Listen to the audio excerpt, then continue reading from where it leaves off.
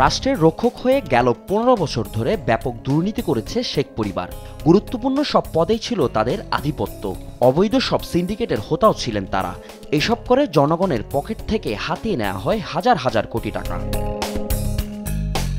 মূলত মেঘা প্রকল্পের আড়ালেই চলত এসব কারবার। এই নিয়ে সম্প্রতি প্রকাশিত করা হয় শ্বেতপত্র। উঠে আসে দুর্নীতির মহা চালচিত্র। ওই শ্বেতপত্রে আওয়ামী সরকার আমলে টাকা পাচারের চিত্র তুলে ধরা হয়, যেখানে উল্লেখ করা হয় বিগত ১৫ বছরে পাচার করা অর্থের পরিমাণ প্রায় ২৮ লাখ কোটি টাকা।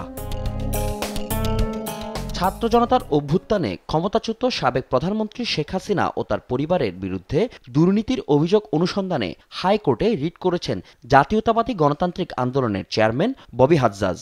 রূপপুর পারমাণবিক বিদ্যুৎ কেন্দ্র সংক্রান্ত যে একটা অ্যালিগেশন ছিল যে 5 বিলিয়ন ইউএসডির এমবেজলমেন্ট হয়েছে, সেই সংক্রান্ত একটি writ nationalist Democratic movement NDM এর মাননীয় চেয়ারম্যান জনাব ববি হাজ্জাজ দায়ের করেন। এই বিষয়ে আজকে ম্যাডাম জাস্টিস ফাহমিদা কাদের এবং ম্যাডাম জাস্টিস মুমিনা আসাফের কোর্টে একটা রুল জারি করা হয়। এক্ষেত্রে আমাদের বক্তব্য ছিল যে এই যে রূপপুর পারমাণবিক বিদ্যুৎ কেন্দ্র, যাতে রাশিয়ান গভর্নমেন্ট এবং একটি রাশিয়ান কোম্পানি রোজাটম জড়িত আছে, এর সাথে শেখ হাসিনা, শেখ রেহানা, টিউলিপ সিদ্দিকী এবং সজীব ওয়াজেদ জয় তারা জড়িত ছিলেন। সেই রিটে উল্লেখ করা হয় শেখ হাসিনা ও তার ছেলে সজীব ওয়াজেদ জয় ও ভাগ্নি টিউলিপ রূপপুর পারমাণবিক বিদ্যুৎ কেন্দ্র থেকে প্রায় ৬০,০০০ কোটি টাকা লুটপাট করেছে। বিভিন্ন দেশে পাচার করা হয় বিশাল অঙ্কের অর্থ। রূপপুর পাওয়ার প্ল্যান্টটা নিয়ে যে প্রবলেমটা, এই এমবেজলমেন্টের যে তথ্যগুলো আসছে, এটা নিয়ে সেরকম কোনো আমরা এখনো পর্যন্ত উদ্যোগ, ইনভেস্টিগেশন বা উদ্যোগ বা ওরকম কিছু আমরা দেখিনি।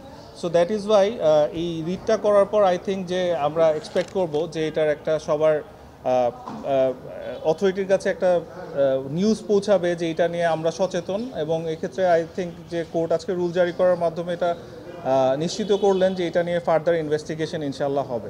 এই অভিযোগ আমলে নিয়ে দ্রুত অনুসন্ধানে নামবে দুর্নীতি দমন কমিশন, এমন প্রত্যাশা জনসাধারণের। ফজলে আদিত্য, দেশ টিভি, ঢাকা।